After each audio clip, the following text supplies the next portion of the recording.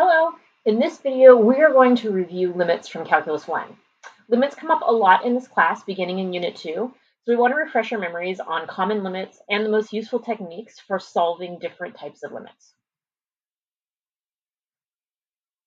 Let's start with an informal definition of a limit. The limit of a function f as x approaches some value a tells us what the y values of the function are around x equals a. So it tells us what's happening around a for this function. And it's important to remember that in order for the limit to exist, the function must be approaching the same value on both sides of a.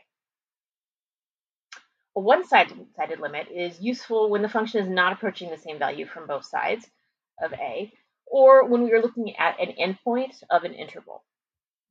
A right-sided limit approaches a from the right and is denoted with a plus sign to the right of a.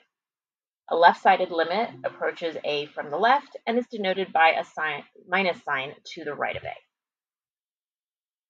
Okay, let's do an example where x approaches a real number. So here we have the limit as x approaches 5 of x squared minus 25 over x minus 5. We can often get away with evaluating limits that approach a finite value like this by looking at the graph or by evaluating the function at the value. Looking at the graph, it looks like the function approaches 10 as x approaches 5.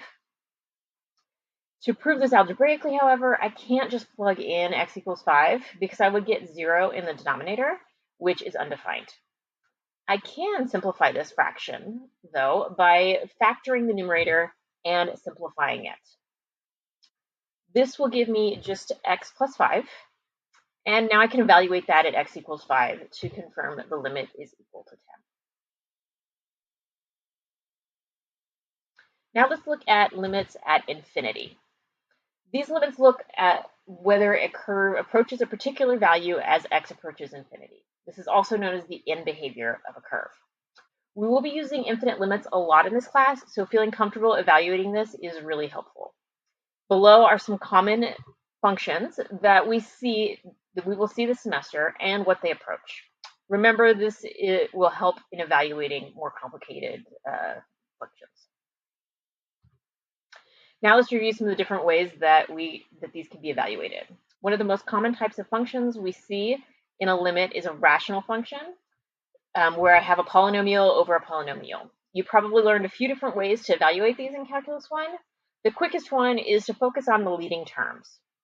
You can drop off all other terms in the numerator and denominator because they have little effect on the value of the function as x approaches infinity.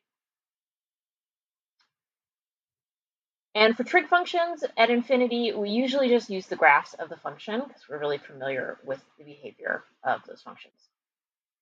And the third technique we use in this class is L'Hopital's rule, which is useful when we have a quotient of functions that both approach infinity or 0, which are both indeterminate. To use L'Hopital's rule, take the derivative of the numerator and the derivative of the denominator separately. Resist the temptation to use the quotient rule here for differentiating. Let's do an example using the leading terms method now.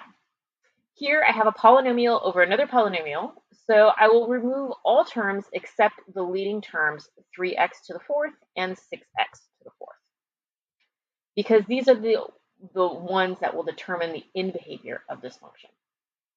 Now I can simplify these terms and evaluate the limit to get 1/2. Note that this limit of an indeterminate type was an indeterminate type of infinity over infinity, so I could have used L'Hopital's rule here as well. The leading terms method was faster, so that would be the preferred method for me here. In this next example, I have another indeterminate type of infinity over infinity because the numerator 7 times natural log of x is not a polynomial. The leading terms method doesn't work here, but L'Hopital's rule still does. So I'll take the derivative of 7 times natural log of x, which is 7 over x, and the derivative of 4x squared, which is 8x. This simplifies to 7 over 8x squared. And because we have a constant over something that is getting infinitely large, this limit will approach 0.